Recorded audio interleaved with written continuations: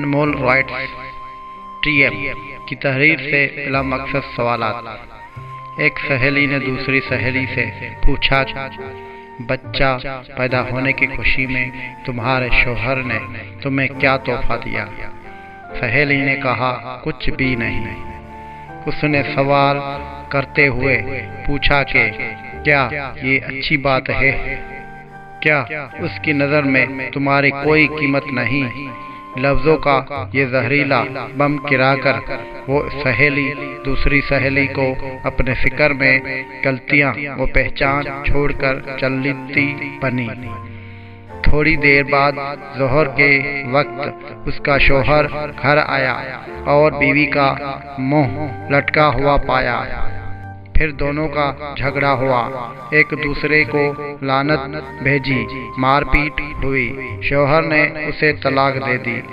جانتے ہیں پرابلم کی شروعات کہاں سے ہوئی؟ اس فضول جملے سے جو اس کی عیادت کرنے آئی سہیلی نے کہا تھا۔ اسی طرح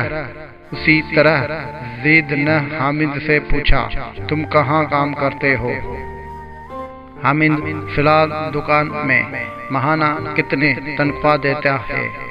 حامد 18,000 روپے۔ زید 18,000 روپے میں تمہارے زندگی کیسے کٹتی ہے اتنے پیسوں میں؟ حامد گہری سانس کھینچتے ہوئے، بس یار کیا بتاؤں۔ میٹنگ ختم ہوئی۔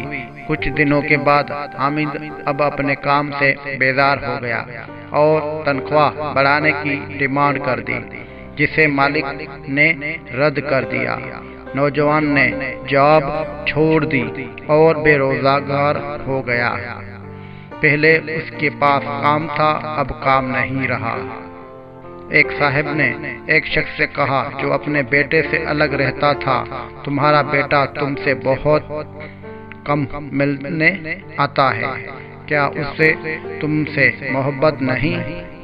باپ نے کہا، بیٹا مصروف رہتا ہے، اس کے کام کا شیڈول سخت ہے، اس کی بیوی بچے ہیں، اسے بہت کم وقت ملتا ہے۔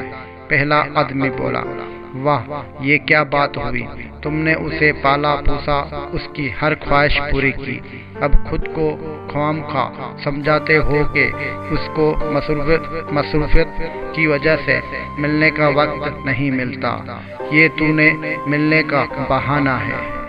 اس گفتگو کے بعد باپ کے دل میں بیٹے کے لیے خلش سے پیدا ہو گئی۔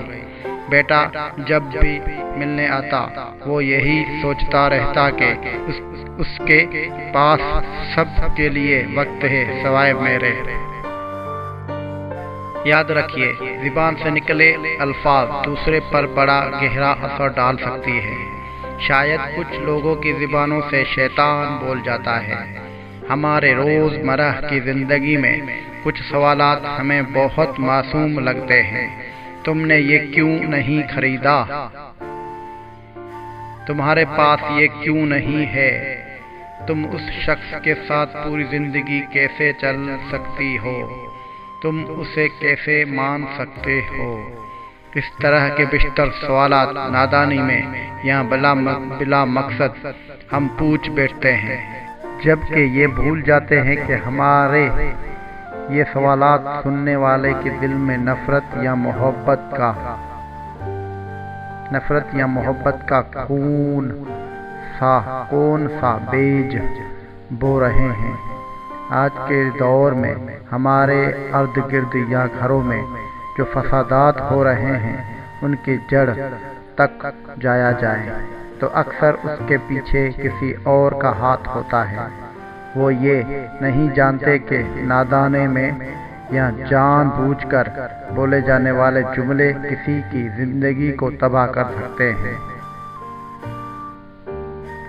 فساد پھیلانے والے نہ بنو، لوگوں کے گھروں میں اندھے بن کر جاؤ اور وہاں سے گونگا بن کر نکلو۔